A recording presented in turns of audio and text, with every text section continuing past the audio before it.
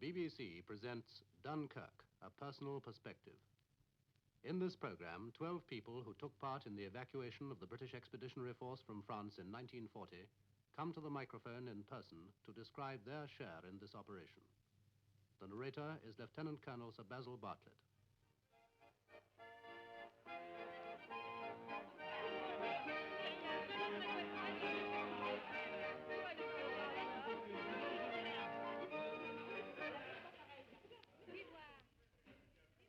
On the 25th of May, 1940, I was having a quick drink with two of my sergeants in a bar in Lille, the capital of northern France. I was a captain then with the BEF's Field Security Police. It was just 15 days since the British and French armies had swung optimistically forward into Belgium. It was 5 days since the German armour that had broken through the hinge of our advance had reached the sea at Abbeville. They were now only 13 miles from Dunkirk. The BEF and the French 1st and 7th Armies were cut off. Of course, we didn't know that at the time.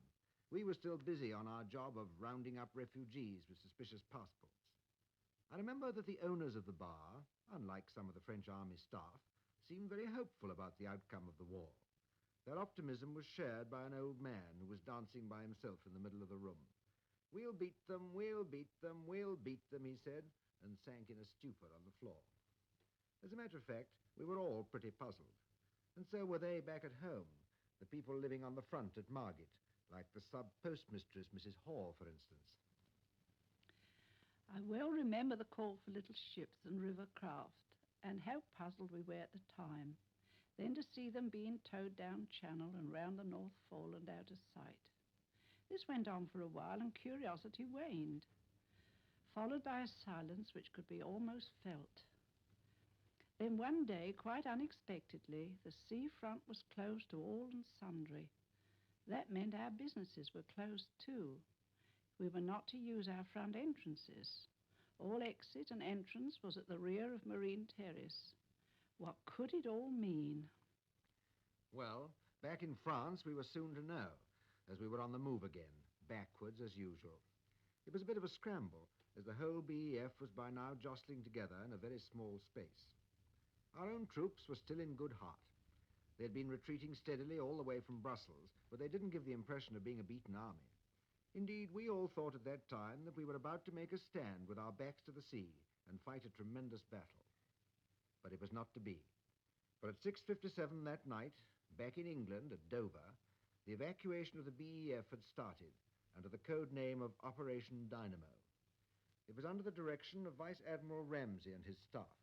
Amongst them, Commander Brian Martineau. Of course, the evacuation didn't start just like that. We had, in fact, well before this date, formulated plans for the evacuation of various back area troops from Boulogne, Calais, and Dunkirk. Whilst these plans were being prepared, we also considered the possibility of what was described as the hazardous evacuation of large forces, though at the time this didn't seem at all likely. But on May the 26th, the situation became so critical that Operation Dynamo was put into force at once. The object was to lift some 45,000 troops of the BEF from Dunkirk and its beaches within 2 days. It was thought that enemy action on land would then terminate the operation. That was the first plan then, to lift 45,000 men in 2 days, in which the closest cooperation between Vice Admiral Dover, the Admiralty, the Ministry of Shipping, and the other naval commands was essential. What about enemy action at sea? Yes, preparation had also to be made for our protection from attack by enemy surface craft and even submarines. In these operations, destroyers were the maids of all work. They escorted personnel ships, bombarded shore batteries, regulated traffic in the swept channels, and in between everything else, lifted 91,000 troops. Much good work was done by the minesweepers and trawlers, the drifters and MTBs. We even used 2 gunboats and an AA cruiser. But the backbone of the naval effort were the destroyers, ships like the Whitshed, commanded by Commander Conda. I can very well remember first time we went over there. The still moonlight on quiet waters, on board black darkness, hushed voices at the guns, and alert obedience as we swished our way through the low shadows and glimmering wash of the many small craft, all heading towards Dunkirk. You could recognize Dunkirk quite easily. A vast black cloud, and at its heart, fingers of flame. As you got nearer, you could hear it. The sound of firing and bombing, the angry drone of aircraft, and the flames from the oil tanks, making a dark and flaming column of fire by night. But worse, from the captain's point of view, than the bombing and shelling were the navigational hazards. Innumerable wrecks, sandbanks, mines, displaced buoys, racing tides, small craft without lights. Why there weren't more accidents, I don't know. Then we had to go alongside a jetty. Not an ordinary jetty, but a spindle-legged breakwater sticking a long way out from the land, through which the tide ripped at 3 knots. There weren't any proper bollards for your lines, and the pile sloped outwards. So we had to get the soldiers on board over gangways, mess deck tables, anything. It was never meant for ships to berth alongside. It was broken in one place by a shell. But we bridged the gap with a ship's prow. And so, marching 3 abreast on this narrow plank walk, the soldiers were taken off to safety. The first night, there wasn't a soul in sight. Just the smoke and the flames and the falling shells, and a few stray dogs sniffing around. They got taken aboard too, of course. It seemed that the army, very properly, had taken cover. So when I spotted an apparently intact bicycle, I thought I'd go off down the jetty and find them. Well, I did. First some Frenchmen, then some Lancashire lads, and we soon filled up. When I say filled up, I mean it.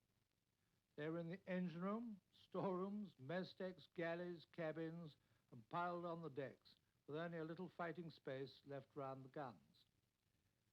Then, thankfully, came the run back, needing very careful use of helm and speed, with the old girl so top-heavy that she felt as if she would roll right over. Summer dawn in Dover, nosing alongside the pier, discharging and tallying our catch, rather like a herring drifter. And then away we went for more fuel, ammunition, new orders, and a sleep. And so off for the next night, like a poacher under the moon. That's the captain's view of things. Now, how about a ratings? Let's ask E.A. Turner of the destroyer Malcolm. I remember on one occasion, I think it was a Wednesday afternoon, we was in, there was 13 bombers, I think it was 13, overhead, and we was aft, staring up while the soldiers were loading up, and we saw a big bomb leave one of the planes. We watched its flight, and all of a sudden I found myself in complete darkness, laying across a depth charge. Was waiting for the bang, nothing happened. I felt round a bit and found it was a blanket that had been thrown over me. I think it was my messman, as a matter of fact, because we both laughed over that incident. The blanket wouldn't have been much protection to us anyway.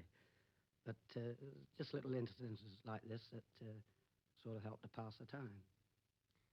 Getting back to the planning of Operation Dynamo, Commander Martineau mentioned the close cooperation with the Ministry of Shipping, whose Sea Transport Division arranged the assembly of the necessary fleet of transports, coasters, yachts, and so on.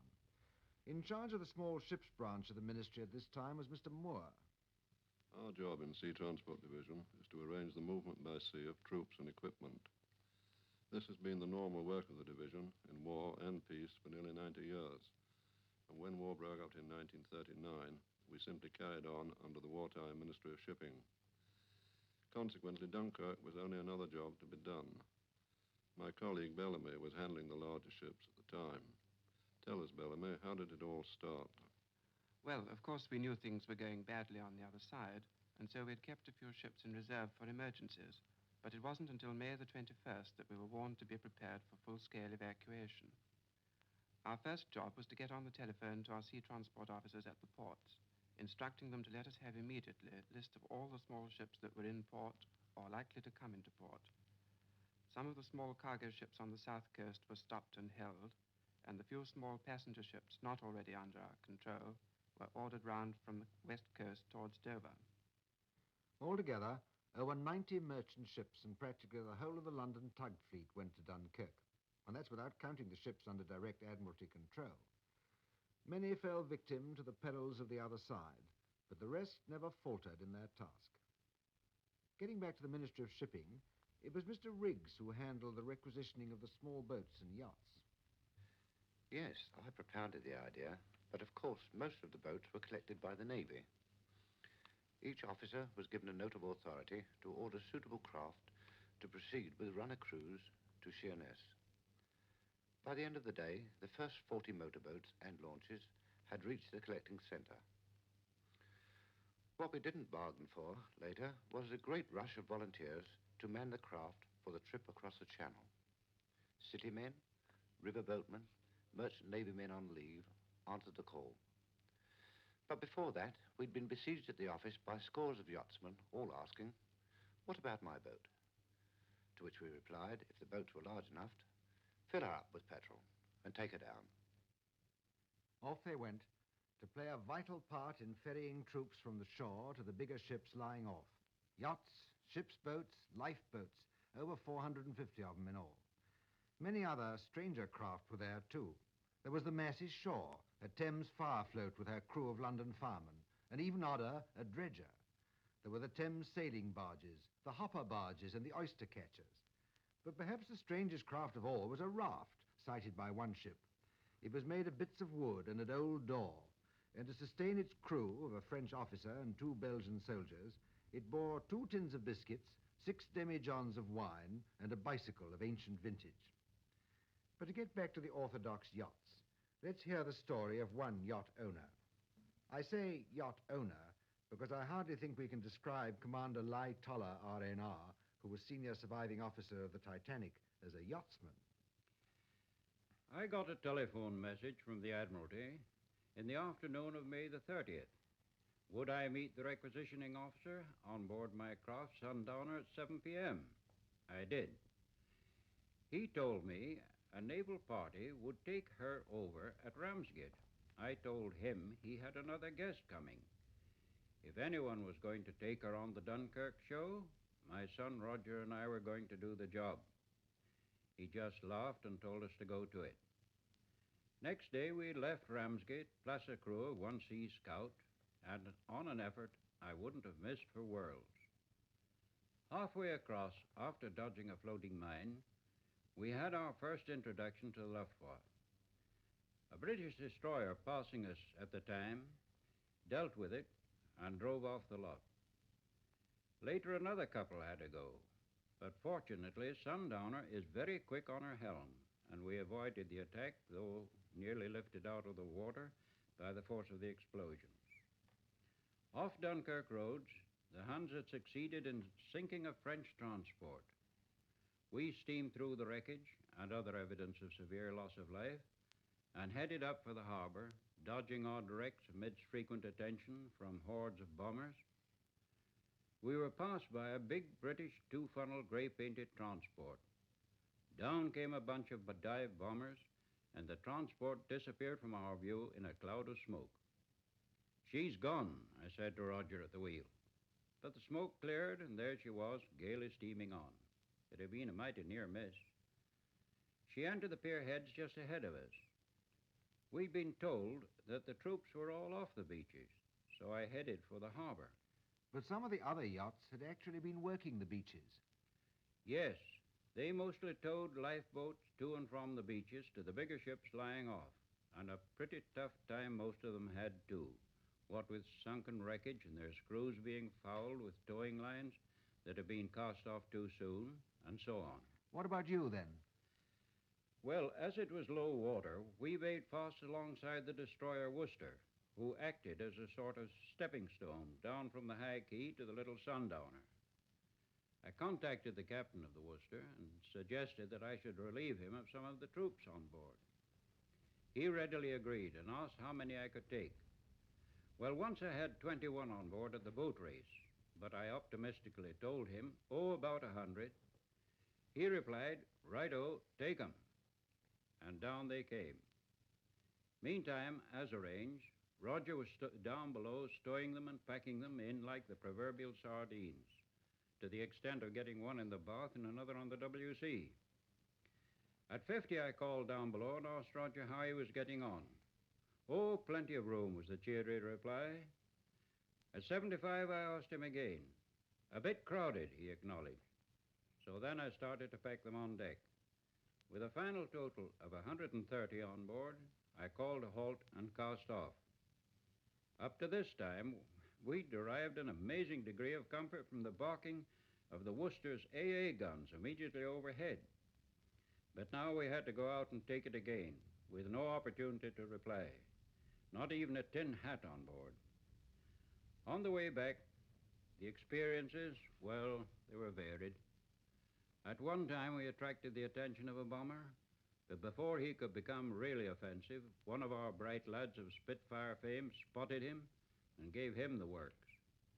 Everyone in Sundowner thought he was going to land on our decks, but to our relief, he nosedived into the sea about 20 yards astern.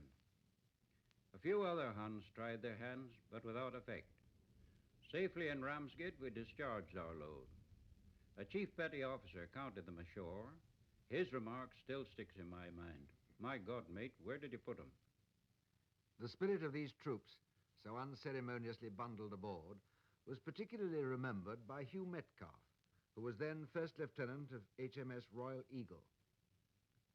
I think we were all touched, and rather flattered, by the sublime faith the soldiers seemed to have in the Navy, and in our ability to get them all home.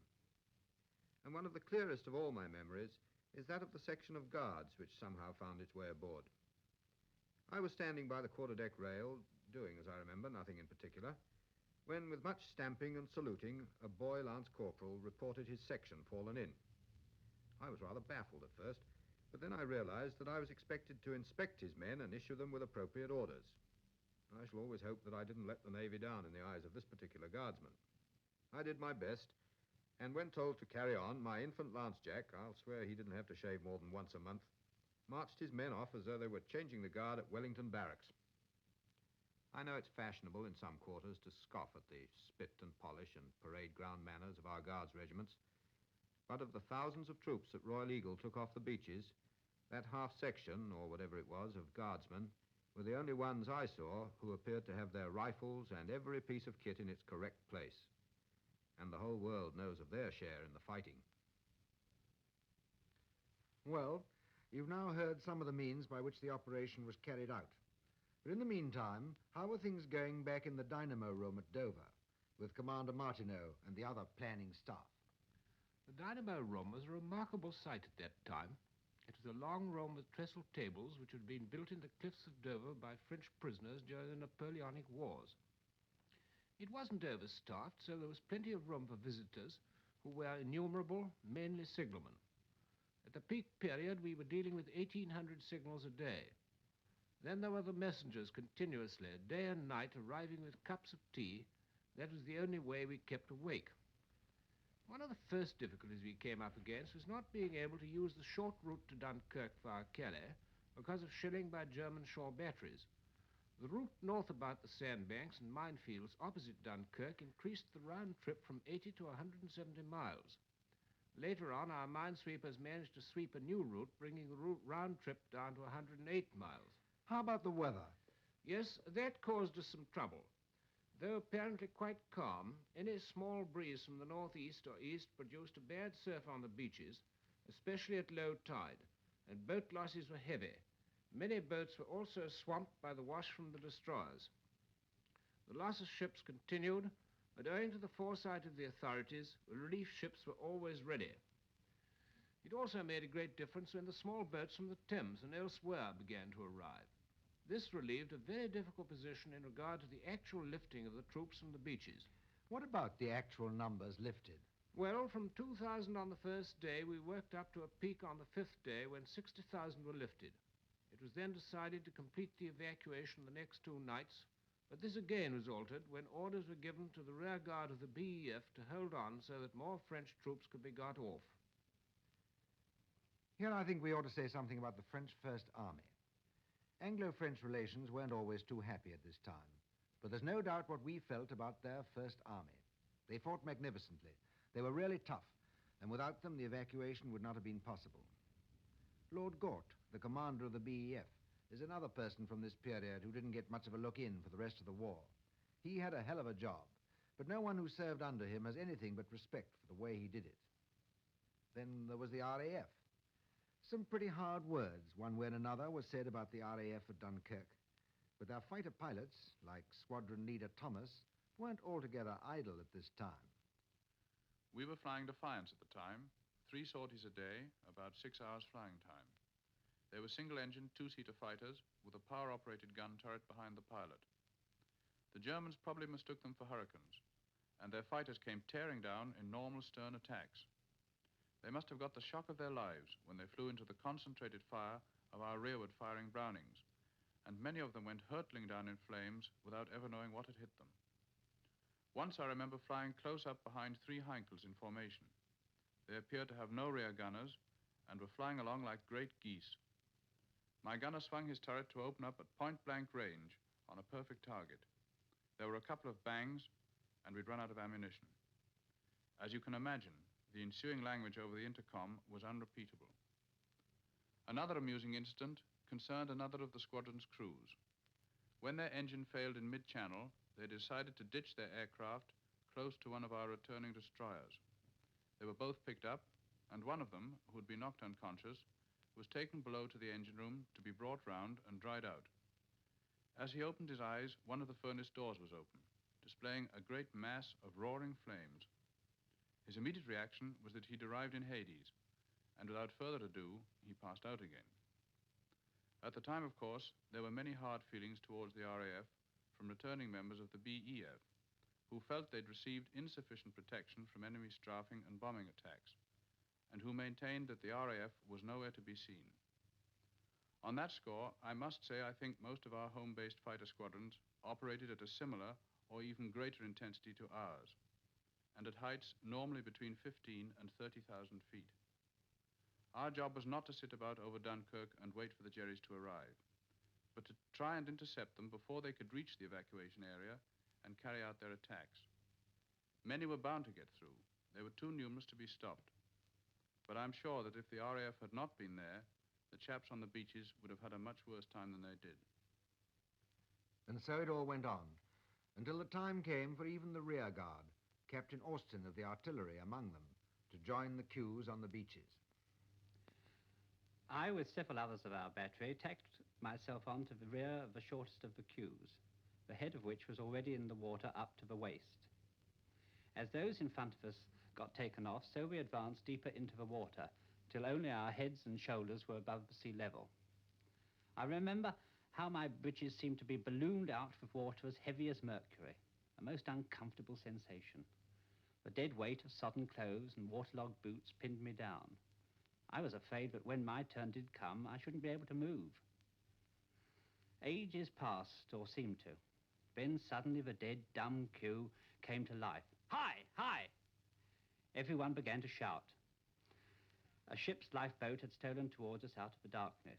It stopped 20 yards from the head of the queue, and we yelled at the top of our voices.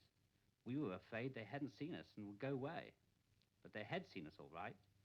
It was just unsafe for them to come in closer, so we had to wade out to them. By the time we got to the boat, the water was up to our chins. Come on, you bastards! Wake up, blast you! I remember how I was fished up by the armpits and the belt at the back of my greatcoat and pitched bodily into the bottom of the boat. Carry on, Mr. Jolly, carry on, cried the sailor at our helm to someone in the motorboat. From the very instant I landed on my head in that lifeboat, a great burden of responsibility seemed to fall from my shoulders. All the accumulated strain of the last day or so vanished. Again came the hearty voice of our helmsman. A little more to port, Mr. Jolly, a little more to port, or we'll hit her in the backside. The unseen Mr. Jolly so contrived as to avoid this disaster. We were in the Navy's hands, and anything else that remained to be done was their business. There and then, on that dark and sinister sea, an indescribable sense of luxurious contentment enveloped me.